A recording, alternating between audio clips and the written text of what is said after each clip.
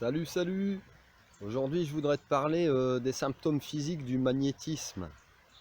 Parce que tu vas ressentir aussi physiquement, et puis qu'il y a des personnes qui m'ont contacté en se demandant s'ils avaient du magnétisme qui commençait à sortir. Donc, bah, par exemple, tu peux sentir des fourmis dans le bout de tes doigts, dans le bout de tous tes doigts. Soit des sensations de fourmillement ou comme de l'électricité, tu sais. Où tu peux sentir une forte chaleur dans la paume de tes mains. Voilà, comme si ça te brûle. Euh, Tu peux être aussi très très sensible à l'électricité statique quand tu mets tes vêtements, quand tu vas prendre le chariot au supermarché s'il est encore en ferraille. Au boulot, peut-être aussi, tu as une chaîne avec des rouleaux, tu vas prendre tout le temps des coups de jus dessus. Et ben ça, c'est des signaux qui te montrent physiquement que ton magnétisme il est en train d'apparaître, si tu veux. Tout ça, ça s'axe avec une façon de penser qui devient différente. Tu commences à beaucoup réfléchir sur tout ce qui t'entoure. Voilà.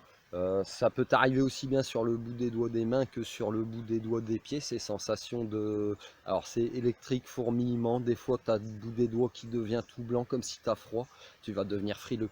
Si, tu vas devenir frileux.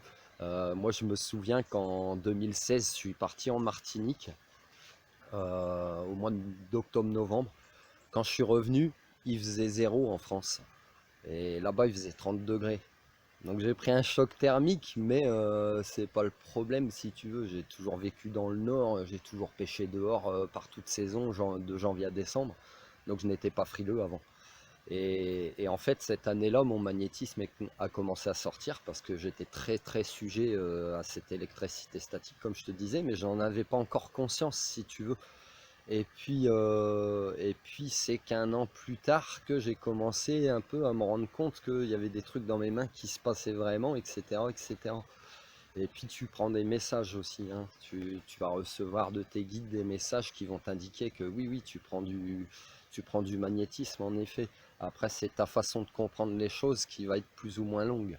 Le temps est un concept, mais ce temps te laisse le temps de prendre ton enseignement. Voilà, si tu es intéressé par le Reiki, tu iras voir des gens pour te former. Moi, j'ai pris le choix de me former tout seul sur Internet. Tu t'apercevras que quand tu cherches et que tu fouilles, eh ben, tu es amené à chercher des choses qui sont déjà naturellement en toi. C'est-à-dire que ben, moi, j'utilise le prana comme forme de magnétisme et d'énergie, ce qui fait que euh, je ne suis pas souvent épuisé d'avoir magnétisé quelqu'un ou où je peux faire plusieurs personnes dans la même journée, ça va pas me fatiguer puisque je n'utilise pas mon énergie. Tu comprends? Voilà. Et puis après, eh bien, tu as cette technique de gestuelle à acquérir. On a quasiment tous la même. Selon vers quoi tu te diriges, eh ben, c'est pareil, ta gestuelle te reviendra naturellement, tu verras. Moi, je me souviens qu'entre 2016, de, de me dire, ah oui, je suis devenu frileux, qu'est-ce qui se passe? Et puis, début 2018, où je prends vraiment conscience que je peux magnétiser des gens et que je peux enlever vraiment des souffrances physiques ou des choses comme ça, et ben, c'est passé 2 ans, tu vois. Mais pendant ces 2 années-là, bah, j'ai pas chômé, j'ai fait mon chemin. Des fois, je me baladais en voiture, enfin, j'étais passager. Je sentais des choses dans mes mains et naturellement, je les étendais comme ça au soleil, tu sais, derrière le pare-brise, pour capter déjà de l'énergie du soleil. Je me sentais bien, tu vois. Et tout ça, c'est des signes qui te montrent, en fait, comme si tu reprenais conscience de ton corps, si tu veux. Donc tu vas même des fois regarder tes mains, tu vois, en te demandant qu'est-ce qui se passe ou pourquoi ça réagit comme ça. Donc fais confiance à tes ressentis, à ton corps, comme toujours, parce que les sensations physiques que moi je te décris, bon, pour le magnétisme, elles sont souvent à peu près les mêmes pour tout le monde, ce qui n'est pas le cas pour la médiumnité peut-être, hein, parce qu'il y en a qui les sentent, il y en a qui les voient, il y en a qui les perçoivent. Euh, voilà. Donc je m'égare un peu, excuse-moi, parce que des symptômes physiques du magnétisme, tu n'en as pas beaucoup si tu veux, à part ces sensations d'électricité, de chaleur et de devenir frileux. Voilà, après c'est ton cheminement personnel, ton parcours personnel qui te fait aussi prendre conscience de tout ça. D'autres symptômes aussi qui peuvent t'indiquer que tu as du magnétisme, c'est que tu vas souvent faire bugger les appareils électroniques. Alors en plus, on en a de plus en plus dans notre vie. Ton portable il va s'éteindre tout seul dans tes mains et puis se rallumer tout seul. Euh, ou ça va pas capter des fois alors que tu es dans des endroits où c'est censé capter, ou tu capteras pas internet, enfin plein de choses comme ça. Ta télé c'est pareil, elle peut s'éteindre tout seul, s'allumer tout seul.